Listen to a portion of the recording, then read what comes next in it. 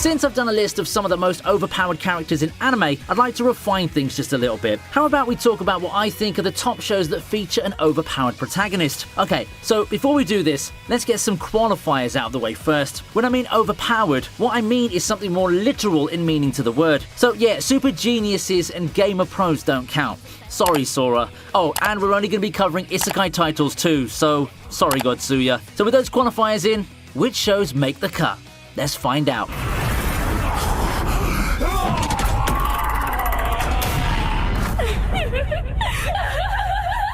Now, here's something that I haven't talked about much. Quite the surprising thing considering how much I actually enjoyed Cautious Hero, both for its catchy opening, complete with the meme dancing in the chorus, and its hilarious characteristic dynamic between our hero and blonde Aqua. Just kidding, sorry Restarte. Anyway, as the title implies, the gimmick of this isekai is our hero, Seiya, being the type of person who's overly cautious. Over-leveling, overstocking on items, nothing may seem to be enough precaution for him before diving in a twist that makes him completely different from most overpowered protagonists that go gung-ho. That's basically the gist of this isekai and its repeated joke. What I like about the series is that it's quite different from the usual action isekai in that it leans heavier on sitcom tier comedy. Yeah, Seiya's rather jerk-ass personality might not be for everyone, but it creates a fun dynamic between him and his goddess companion. Plus, you do get to learn more about him and what brought about his cautious personality later on, so stay tuned for that. Overall, one of the more light-hearted isekai on the list, Cautious Hero is a show that I definitely recommend.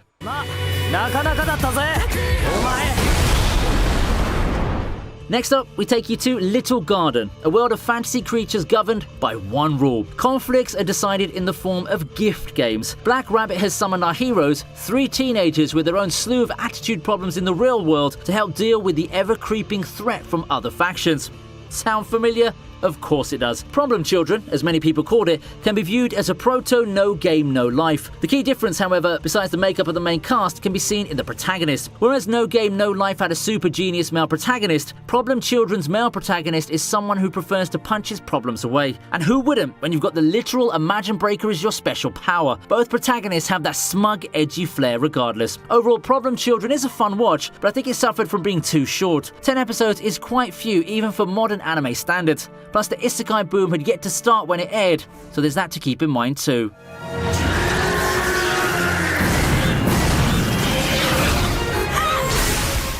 We're not leaving games quite yet because our next entry is Overlord.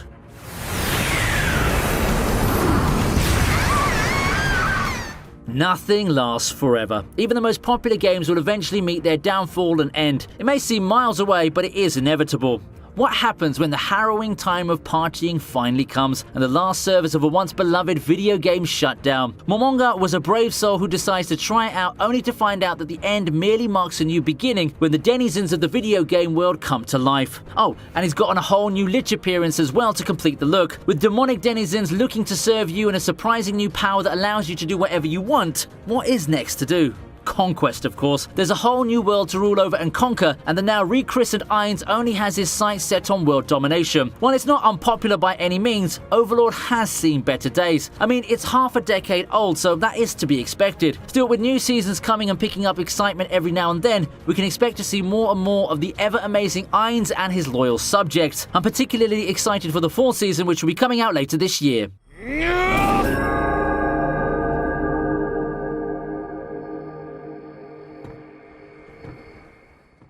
A new blood, this year's Tsukimichi finds its way to the list. Tsukimichi can be seen as one of those meme shows. We have a protagonist banished for being ugly of all things. The meme harem is full of quirky characters, and while the plot's good, I feel that it, as well as the world building, are hardly the main focus or the draw of the show. It's all about how self-aware the show seems to be with playing with tropes and all the jokes that we've seen countless times in Isekai. While not really reaching the popularity of something like Onusuba to be established as a face of a subgenre, it gets the job done well enough. At some points, it seems to be by the books, but isn't afraid to try something new once in a while. Just that it also tends to go back to playing safe in the comfort zone of most isekai quite often. If you want something with intense action sequences that have serious visual effects piled on top explosions and lots of shouting, you're probably looking for something else. However, if you're up for a funny isekai that doesn't take itself too seriously and seems to have fun parodying things, you can consider this part of your watch list. I hope you've been having fun with the anime recommendations so far. If you have, I also hope that you'll take the time to hit the like button and subscribe to the channel too.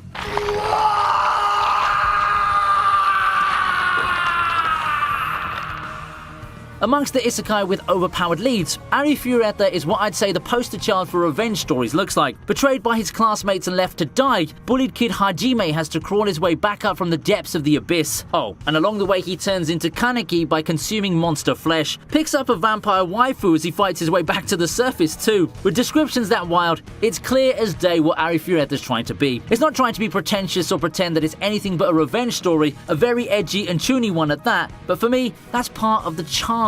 The show knows its identity and goes full throttle with it. You got Hajime and his harem, which at some points looks like an edgy version of the Konosuba trio, taking on all challenges as they venture out to unlock the mysteries of the world. And nothing, not demon lords, not armies numbering the thousands, not the most treacherous traps and monsters the dungeon can field, nothing can stand in their way. Season 1 did become infamous for its pacing issues and the laughable CG, but it's an enjoyable ride, and there's nowhere to go but up for the second season, which is airing very soon.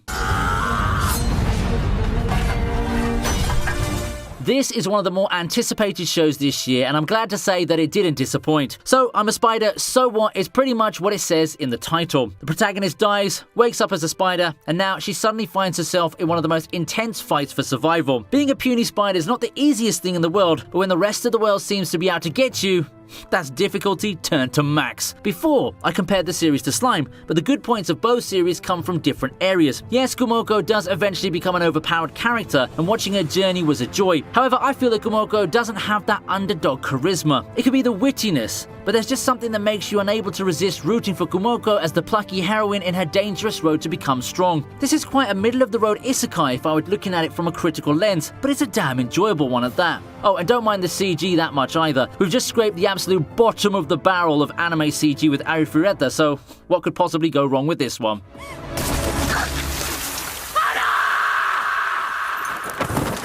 Coming up is Drifters.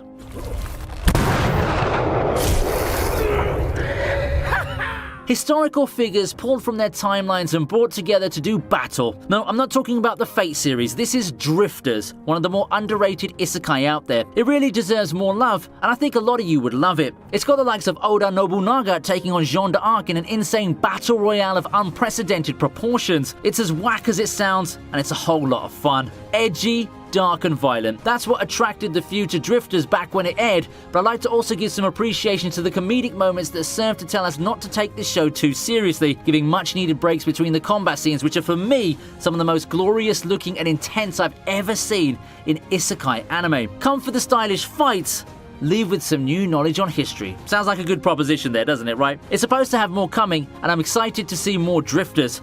Unfortunately, the project seems to be stuck in limbo right now, and that really is quite sad.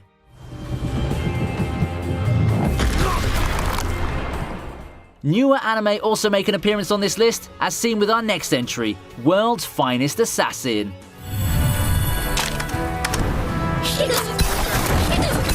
Being an assassin has its perks and downsides. Whereas you get immense rewards for successful elimination of targets, you also perpetually get a crosshair on your back. Death can come for you anytime and anywhere, as our protagonist finds out. However, reincarnating in front of a goddess and given a second chance at life due to his skills while living, our hero is given his highest stakes assassination yet. The goddess brings him back as Lug, and his task is to eliminate a hero gone rogue. Assassin Isekai, as my friends and I call it, ended up becoming the surprise treasure of the fall season. Coming from the guy who made redo of Healer, we all expected some typical power fantasy with a lot of popcorn entertainment and fan service, but instead we got treated to one of the best Isekai 2021 had to offer. The characters, especially the girls who ended up having quite interesting backgrounds, thoroughly charmed us, and the ever-growing mystery about the goddess and Lug's quest had us anticipating more. It's a shame the anime covered so little ground because it's so good, but the anime team sure crafted the adaptation with love and care. All the more reason for everyone to check out the books or hope for a second season, which looks like it's gonna happen. Last but not least, we look at the time I was reincarnated as a slime.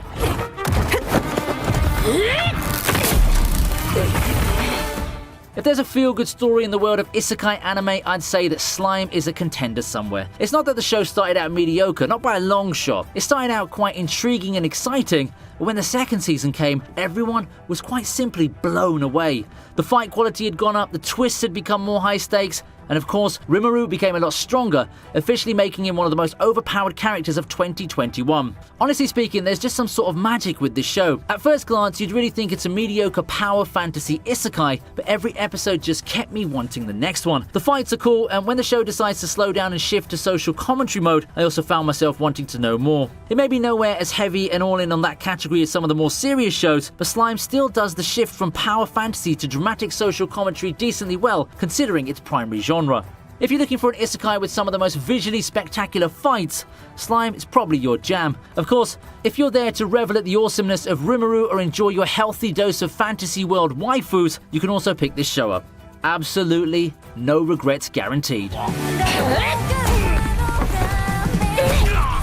Now, let me ask you, which of the isekai shows is your favorite and why? Leave your answers in the comments section for everyone to see, and we can keep talking about isekai and overpowered protagonists all day. Perhaps the video got you interested in checking out the rest of what I have. In that case, don't hesitate to check out the rest of the channel to find more videos that might pique your interest. You can also support the channel through my Patreon and Instagram, both linked in the comments section if you want to. I hope that you'll have a great 2022 ahead. Thanks for watching, and I'll see you next time.